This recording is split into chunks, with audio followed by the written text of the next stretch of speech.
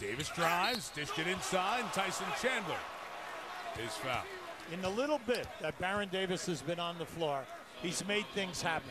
He's made things happen off the pick and roll, and then anytime off the dribble, the defense is coming to him. Now watch, he'll make the right decision, and he'll drop it off. Now it's up to you to create the passing lane. He'll get it to you, there's no doubt about it.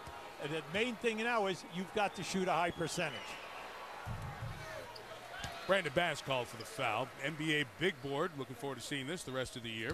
Knicks Dallas, Tuesday NBA TV. Thursday Orlando, Chicago, and Dallas Phoenix. And a week from today it's Boston and the Lakers here on ABC. Remember, you have the Heat in LA to take on the Lakers, game 2 of our doubleheader.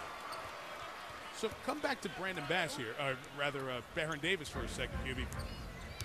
I thought Mike D'Antoni told us something very interesting about Davis yesterday. He said he's almost too intelligent. He sees the difficult pass in addition to the easy pass, and sometimes it's the reason he commits a lot of turnovers. Well, we make a lot of statements about the great players at their positions because their vision is terrific and they're seeing the game in slow motion. And he sees a lot of that. So sometimes, though, when he overpasses, like that. Like right now, yeah. right on cue, by the way. Okay. So one of his videos, all right, that he's putting together. But no, but the key is that just don't try to make the sensational play now as you're getting yourself back into game shape, leg shape, and then learning your new teammates. 4th turnover of this first quarter for the Knicks. Pierce, who was hot early, has missed his last 3 shots. Anthony gets the rebound. It's going to be Boston ball. In the old days, it would have been a force out.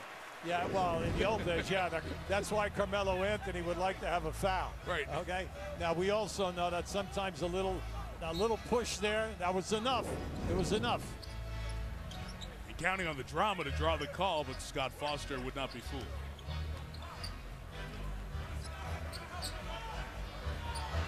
Yeah, I like the strategy here. They're going to go at Novak, make him play both ends. Brandon Bass doing it, missing it, and Jared Jeffries in for the Knicks. Except for Anthony, the Knicks have their 2nd unit in the lineup now. Now this group out here right now can defend, okay? Now for the Knicks, now you're going to see it right now. They play excellent defense. They run on the fast break. They're totally unselfish. And the big thing is you've got to get back in transition because this unit is quick in the open floor. Knicks started the game with a 5-0 run. Boston responded with 12 in a row, and you see the Knicks have scored the last 8. Now your clock is down here. Bass working off the wing, and that's going to go the other way. As you said, Hubie, this is a unit that does such a good job on the defensive end, and Jared Jeffries draws the 2nd on Brandon Bass. Well, let's face it, when they made the run, you know, with Jeremy Lin and this group, it's the unselfishness defensively, giving up their bodies. It's fantastic. Yes, it's very impressive. Sure is, Arthur. You know what else is impressive? The 2012 Kia Optima. It's got class-leading horsepower and... On that day, Ashley Judd stars in her first leading role for network television. ABC's Missing. She's a mom desperately searching for her kidnapped son, but she has a secret.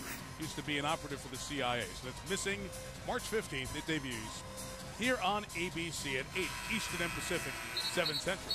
Iman Shumpert joining the 2nd unit on the floor for the Knicks. And you take a look at the first-year Knicks. Many guys who are making significant contribution, Hubie. Very new look on this team this year. Mike, there are 9 new guys out of 15. And we all know that the perimeter game with Novak and J.R. Smith has been exceptional. And then when you put Shumpert out there as a guard with Novak and Smith, you have some excellent pressure defensively and the transition game. Shumpert, the rookie from Georgia Tech, who started making a name for himself with the Knicks in that Christmas Day opener at the Garden. He also got injured in that game, but he's bounced back from that and another injury this year to have a very decent season. 6th among rookie scorers at 10 points a game. 21 in blue, Iman Shumpert, now trying to guard Paul Pierce. Yeah, they'll exploit this. They'll force you to double team. Petrus got Barron in the air. Just the 2, and Brandon Bass outfought J.R. Smith for the board. Again, same deal. That's a foul on Chris Wilcox, holding the arm of Jared Jeffries, a Boston foul, as we hit the 2-minute mark in the first quarter. Well, we told you that Petrus is an excellent three-point shooter. And when he's out on the floor, he's going to attempt at least 4 or 5 a game. He'll hang out on that perimeter area. So you have to be cognizant of it. Now, he's not going to stop shooting, mainly because he's a 37 to 40% shooter every single year that he's in the league behind the three-point line. Kevin Garnett has to go out for a second on the sub because you have to wait for the first Jared Jeffries free throw to make the substitution. So Jeffries will come to the line for one. We need another Celtic down here for rebounding. Now we're all set.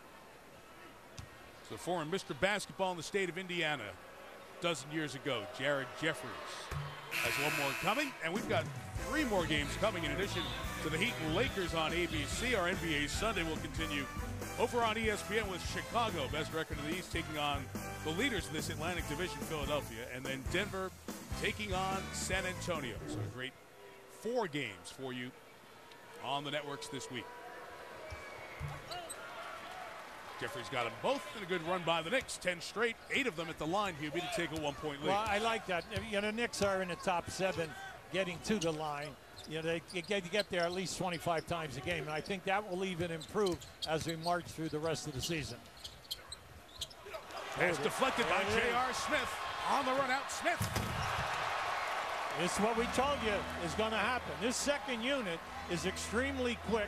They force a lot of turnovers, and they're excellent in the open floor. Good three-point shooters. Now, they don't have an inside game, but you have to play them off the dribble. Garnett trying to find Wilcox inside. Has the size advantage in there. Got the hoop over Iman Shumpert. Back to a 1-point game. Well, the Celtics have got to watch the Knicks in the switching. When they switch and there's mismatches, the Celtics just take your time and find the mismatch. Davis creatively finds Jared Jeffries inside. And Mike D'Antoni has not been shy about saying, in practice over the last couple of days, as the Knicks have had 3 days off, this second unit is not just giving the first unit a run for their money, they're beating them quite often. Rondo, wrap around to Garnett. Pierce up high to keep the trip alive for the home team. You see, this is where Rondo does an excellent job. He reshapes them up, and then they're going right in there to take advantage of this matchup right there. As Pierce attacks the rim and has 10 points in this first quarter. Mike, that's smart basketball. Look and see where you got the advantage. Oh, Barron, you got to shoot that. Novak instead bangs another 3 from the quarter. He shot nearly 50% in the month of February from 3. Yeah, now Barron was in there for an easy layup, Mike. He could have laid it up. Now, I know he found Novak, and Novak is shooting in the last 3 games. Novak is shooting over 61% in threes. Now, that is really a handful. A foul was on Novak, but the Knicks had a foul to give. There's the 3 out of the corner for Steve Novak in his 6th year out of Marquette. You see how often he has taken shots behind the 3-point line. He's only, Hubie, 14 of 27 shooting 2-pointers this season. Mike, when you look at what he's doing, that the shot clock down in the majority of his shots, there's so much pressure on him to shoot that high percentage. I see the Knicks are switching in a lot of situations. Keon Dooling fresh off the bench. Knocks down a 3. No fouls to give for Boston here in the final 2 seconds. Petrus, the defense. J.R. Smith, the fling at the end of the quarter. A series of stretches of good plays by each team. Early run by the Knicks, responded by Boston. 12-0 run toward the end of the first quarter for New York. After 1 in New England on a Sunday afternoon, it's the Knicks 29 and the Celtics 27.